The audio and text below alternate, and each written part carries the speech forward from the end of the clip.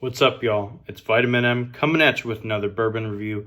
And today, we've got a special bottle here for a special Christmas episode here. Merry Christmas to all y'all out there. And we've got a bottle that I think exemplifies Christmas better than everything else that's out there. This is called a Midwinter Night's Dram. The whole theme here is based off of A Midwinter Night's Dream, the Shakespeare play. I'm sure we all read in high school growing up and all of that stuff.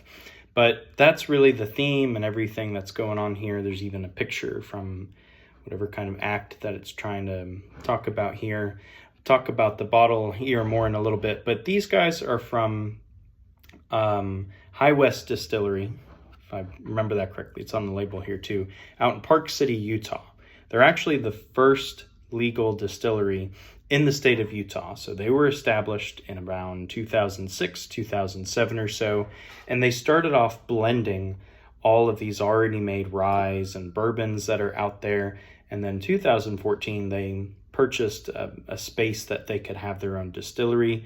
And they use, I don't remember exactly what it's called, but it's like a combination still where they can have the regular still that you see. I'm blanking on the name here, but you can have, they have the regular still that you'll see, like the elevator still, or I think it's something called like that. But it can also double up as a pot still, which gives more of a craft distillery experience to it. Woodford uses those as well. Lots of Irish whiskeys do, but they have both there as well. But they started making their own juice in roughly 2014, but they still use a lot of sourced whiskeys, bourbons, especially from MGP. I think these guys are owned by Constellation Enterprises or something like that. I don't remember if they're owned by MGP, but essentially they're sourcing a bunch of MGP juice that's out there. So not that it's a bad product, but a lot of their lineup like Campfire, Rendezvous Rye, American Prairie is very hit or miss to me, but this is an excellent bottle. This is a quintessential dessert bourbon, I like to call. It's got a lot of sweet, very fruity notes that just goes well down after you've had your dinner, your steak and your veggies or whatever. And it's a great dessert after that if you're feeling something that's got a little bit of a kick and you're feeling some bourbon with some alcohol. So getting into the bottle here, it's a beautiful bottle as you can see. So each of these, like I said, it has a little scene of part of A Midwinter Night's Dream, not Dram, that it's trying to illustrate here. And then here you can see it says, limited engagement, limited release. Trying to sound so fancy. Act 9, Scene 4. Now, the acts are the year that this was bottled, and then the scene is when it's bottled throughout the year. All of the bottles within an act are the same juice. The scene number is only when it's bottled in that year. So I think it's typically, 4 out of 4? It might be like 5 or 6, something like that. But an Act 9, Scene 1 is the same juice as an Act 9, Scene 4, so on and so forth. Act 9 here, I actually got this in trade with my best friend. I'm glad I got this. I actually traded a Garrison Brothers Cowboy that I got for out here, and I traded it for this, and I think I got the better end of a deal because I can't stand Garrison Brothers. I might do a video on them, but I'll share my thoughts on them for another day. But I think I came out on top on this because I absolutely love this bottle. And then on the back here, it's got a quote from the play. That might be a little fine. I don't know if you can read it, but I'll read it out loud for you here. Are you sure that we are awake? It seems to me that yet we sleep, we dream. Very profound, I must say. Wow. I'm starstruck. Who said that? And it says Demetrius, Midsummer Night's Dream, Act 4, Scene 1, William Shakespeare. Well, who else? Cool stuff right there. But as I get into the tasting here, like I said earlier, very nice bottle, but it exemplifies Christmas to me. All of those flavors and everything like spices, fruits, figs, stuff like that. This bottle exemplifies this perfectly, and I think it's my favorite bottle. It's not a bourbon, but it's a rye that's actually, I forgot to totally mention this. It's finished in port wine, French oak port barrels, I'll be more specific. Now port, it can be like a sour wine or so, but it tends to be a dessert wine that has a lot of like a fruity kind of notes to it and everything, like lots of purple fruit, I like to call it, like plum, fig, maybe even some red fruit as well, raspberry, blueberry, some other things in there as well. But it tends to be kind of like thick and syrupy. So we're in for a really good treat, and this exemplifies Christmas to me. So we'll go ahead and crack this guy open. Obviously opened it before. Have ourselves a nice little pour here. And oh yeah, excellent right there.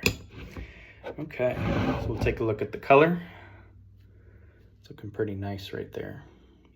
I mean, that's just like that's not even a deep copper. That's kind of more than an amber. That looks great right there. A little bit of redness to it. Super kind of like orangey and brown. More depth than an amber color. Hold up in the light. Have it dance a little bit. Very nice. Place this over here for y'all to look at. We'll put it on the nose. Ooh, yeah. I've only had a little bit of port wine, but bourbon's really been my intro for it. A lot of that syrupy consistency I mentioned. Lots of like it smells like a Fig Newton. Don't know how many of y'all really enjoy Fig Newtons. I like them. They're okay, but this one smells like it a lot with like a toastedness to it. Kind of like a pie crust in there as well. Some red fruit in there as well. Your oaks. Very strong caramel smell that's in here as well, but that goes with like the baked good kind of pie crust thing that's going on. Not too much of a rye. There's like a punchiness, but it's definitely like baking spices, allspice, almost like a gingerbread taste here as well. So fantastic nose here, and we'll get into this on a sip. We drink today because tomorrow we die.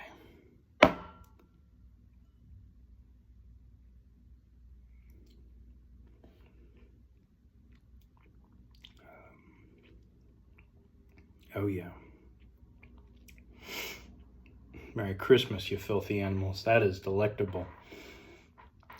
Ooh, that's just so good. It hits every time. That purple fruit is very dominant here. Today I'm picking up more of that kind of pie crust, baked good caramel syrup kind of thing going on here. A little bit of brown sugar and allspice. But it's really that purple fruit that really carries it. It's like figgy pudding or Fig Newtons, as I mentioned, but there's a lot of plum. It's like a ting of a blueberry taste in here as well.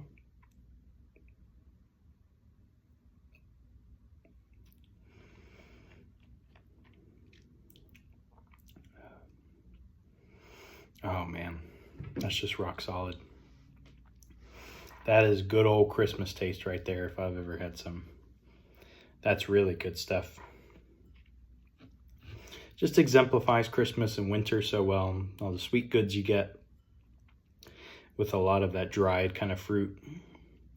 I don't know if people got like those variety of cookies growing up, where one of my favorites was like the raspberry shortcake one in the middle, had the little dry raspberry stuff, a gel or jam or whatever. I mean, this is good.